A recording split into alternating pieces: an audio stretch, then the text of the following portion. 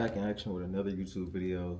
I got the headset on right now because I can't focus and do one thing at a time right now. So I got the Georgia Smith Tiny Desk in the background. If you haven't gone check that out, go check it out just because no promo or nothing like that. But today we're doing basketball shoes with the best traction. So all-time list of shoes that I've had, and I'm gonna include one more that I don't still have that had some of the best traction I can ever remember in a shoe. So yeah, let's get to it. I always forget, but make sure you like, comment, and subscribe first, and then we'll get into it. I appreciate you. It means a lot. It helps with the videos. It helps grow the channel. So now we're gonna get into it. So looking at the list of shoes, honestly, the price range kind of varies from like some low budget shoes all the way up to some expensive stuff like $400 or $500, but it's a pretty spread out list. So everybody can get these, from the big ballers to the people that, you know, got $50, $60 to go buy a pair of hoop kicks. First one I'm gonna do on the list is the cheapest shoe on the list. I haven't even worn these yet. I do have a great pair though, so I have worn them. I just haven't worn these exact pair yet. But it's the Hyperdunk 2017 Low. This traction pattern right here, amazing, unbelievable. Stops on a dime. Great shoe. Only issue. If you are super big on cushion, they're not really there in terms of that. But every other part of the shoe I enjoyed, and they're a great shoe to customize as well. I remember when these first came out, I seen a lot of people making different designs, customize them from simple stuff like the Nike sign all the way to the full upper. So yeah, Hyperdunk 2017. These are sitting at the Nike outlets right now for $60. I'm mad as hell because I bought these for $80 when they had them for $80. And I went back like a week or two ago and they were sitting at $60. Same color and everything. So, and I bought the gray pair for like $110 on Go. I didn't know they was gonna be in our list though, so I'm not tripping. Still happy with my purchase. It's the gray pair as well if you want to check those out.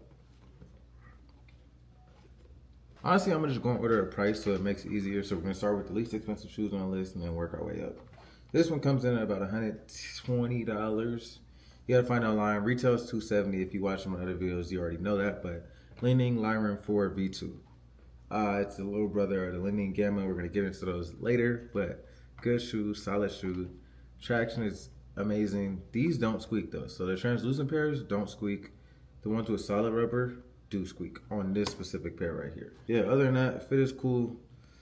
Maybe go a half size up if you don't like your shoes really tight or you got wide feet. Other than that, the shoe's really light. It's like 340 grams. Mesh upper, TPU bottom, translucent rubber on the bottom. Li-Ning has been making some amazing shoes with just their weight line, but they also have some good shoes in their own line themselves. So if you want to check these out, they also have a bunch of colorways because I know everybody isn't a fan of the super bright pink blue hoop shoes. They have a lot of other solid colors as well as designs. So I went on a Poizon app and got this pair. And it's Poizon. They have an app and they have a website, so check out either one.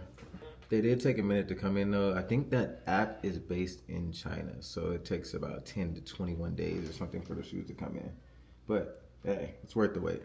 Next on the list, AE1. A lot of y'all know about these, heard about them, and maybe not able to get them, but retail is like $120. So for this shoe, great price. I like these so much I ended up getting 2 pairs of them. Some people say they're overhyped, but I think they're a solid shoe. I will say if you're a smaller guard or if you're like a little lighter, this may not be the shoe for you, especially if you're like smaller with a big foot or just tall, because obviously the weight of the shoe is based off the size of the shoe. I don't really have any issues with this. I'm 5'6", 170, but I lift a lot and I'm strong, so I feel like that's why it doesn't really affect me as much. And the other qualities of shoes like make up for it in a sense. That's one of the issues with the shoe, and also that the shoe tends to scuff up a lot. I've worn these one time to hoop in. I've shot around in them a couple times, but there's scuffs all around the toe, heel, right here, right here. I don't know if you guys can really see them that clear, but it's minor. Like you can't even really see it unless you're looking up close. I don't know how it looks on the other colorways though, like the white pairs and stuff like that. On this pair, I ended up going true to size with it. They were extremely comfortable for me, and why they're in the video is that the traction on these is amazing, which is actually really surprising to me because a lot of Adidas shoes that I've had in the past didn't really have the best traction. And I believe the lows are coming out in July, so if you do have an issue with the weight, I'm assuming the lows would be a little lighter. So if you want to wait for them to get a pair, do that. Hopefully you can get them though. Adidas has been limiting the stock on these and they sell out pretty fast, so I'm assuming the lows are going to have the same effect. Next on the list, we got a KD4, a shoe on the list that I didn't know I needed in my life until I got them. Growing up, I always bought LeBrons, I always bought Kobe's, and I turned into like a straight Kobe buyer. But these, These right here are some serious. So with the Protro pairs, they did make them a little bit wider. They're still not like wide foot friendly by any means, but I have wide flat feet and they're not like terrible. They're not cutting my feet and tearing my feet up. But if you have feet problems or if that's something that's super important to you, stay away from them. Also, cushion on these, average, maybe a little below average. I wore these in a dunk contest for the NCAA Final Four. And I ended up switching the second day of the dunk contest because, not gonna lie, I was jumping, hitting the ground, hitting thuds. I ain't gonna lie, and I'm light on my feet. But the fit on these, the weight on these, the performance, traction, and they have some pretty cool traction patterns, are extremely good. And it's super satisfying when you first get these. They're like super sticky. I'm gonna drop a video of it, but it sounds like a lot of different things. You'll see. I'm gonna drop it right now.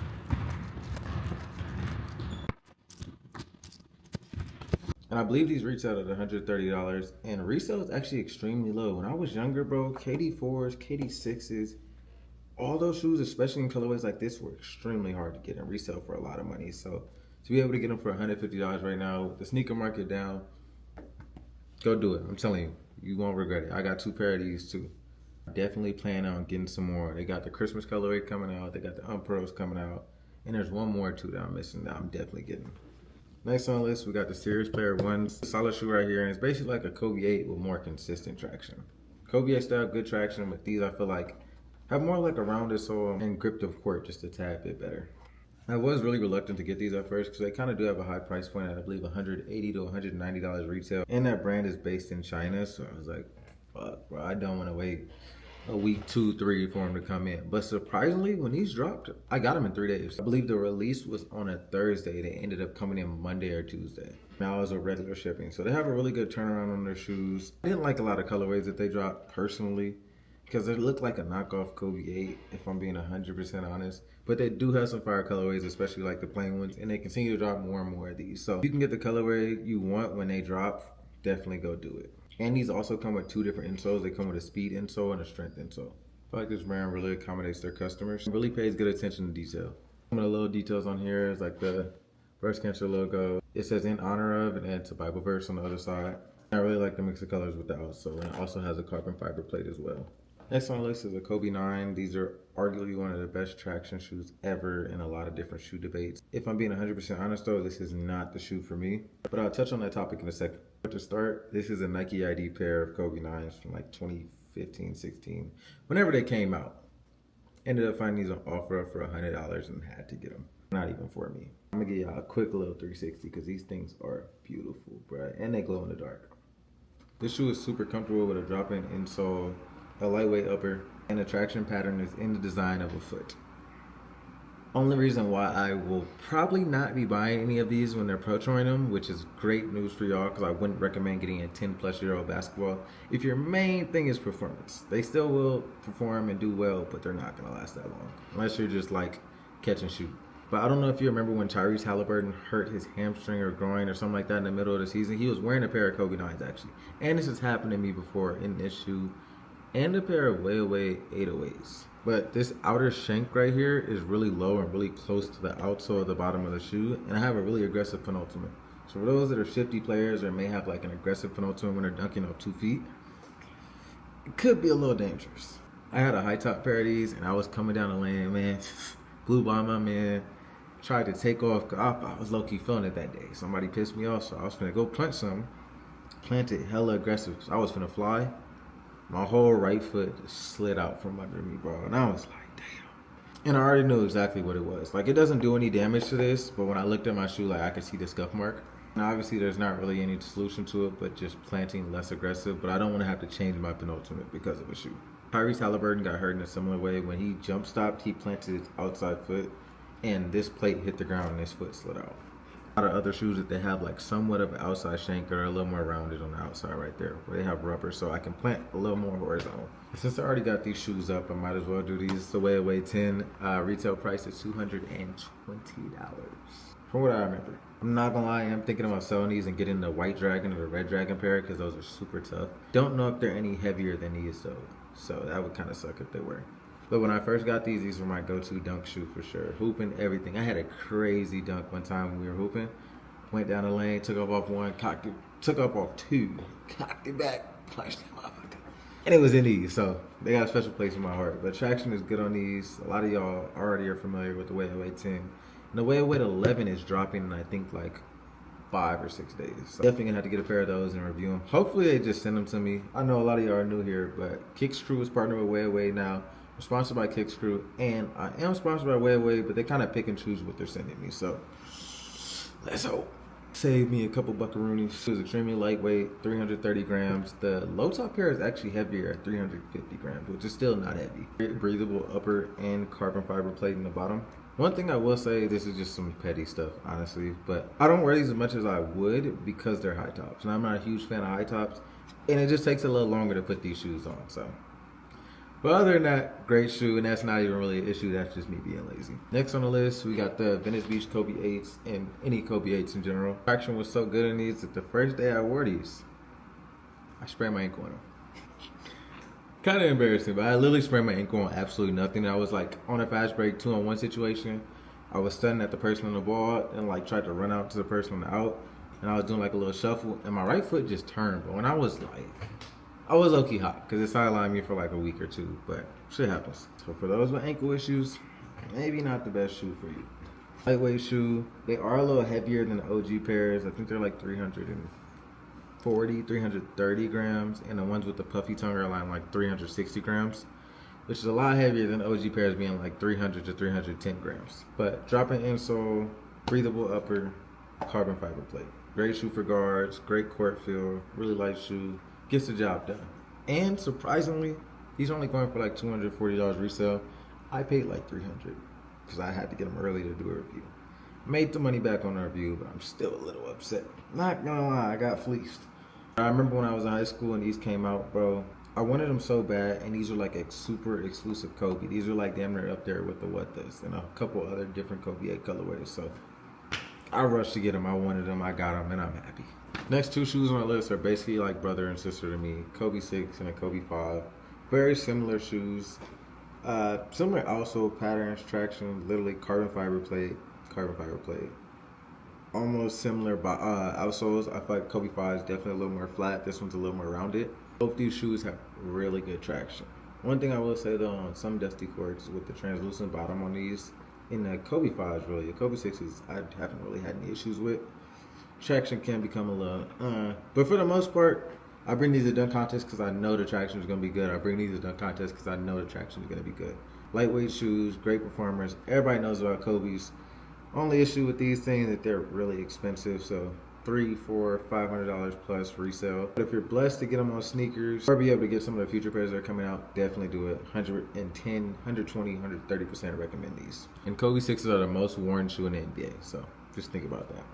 And yes, some of the influence has to do with Kobe dying, but that shit only lasts so long. But actually a really good shoe. And I know everybody tries to tear them down because they're so hyped, but can't go wrong with a Kobe 6 or a Kobe 5.